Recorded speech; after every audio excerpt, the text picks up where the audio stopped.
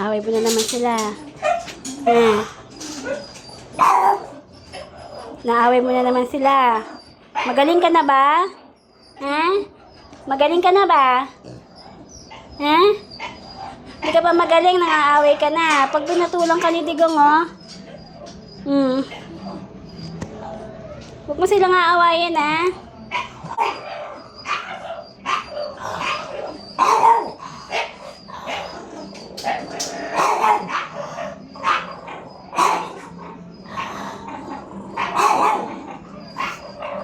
Palitaon mo, lumalayo ka naman.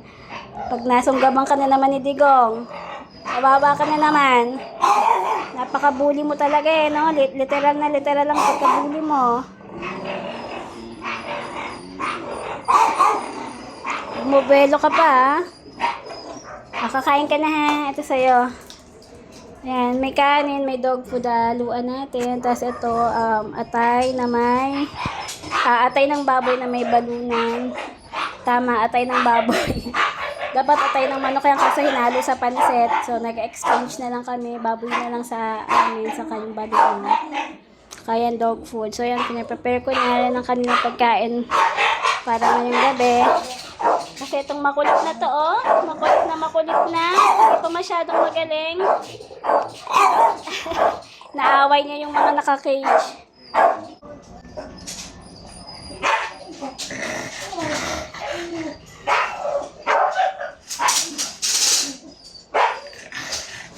Pagalitan mo si Blackie, bilis. Pagalitan mo si Blackie.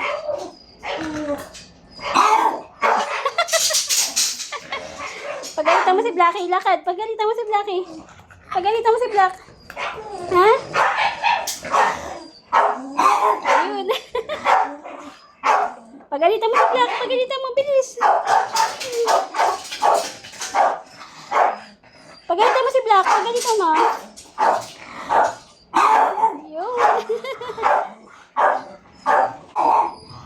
So, ayan.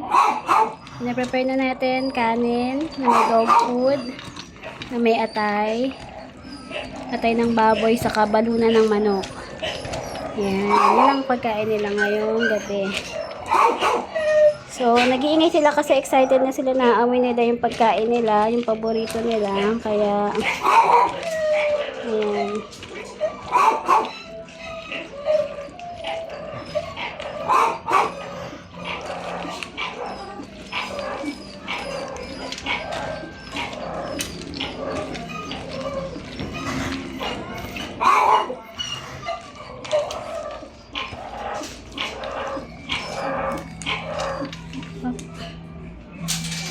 So, yan. Kumakain na sila.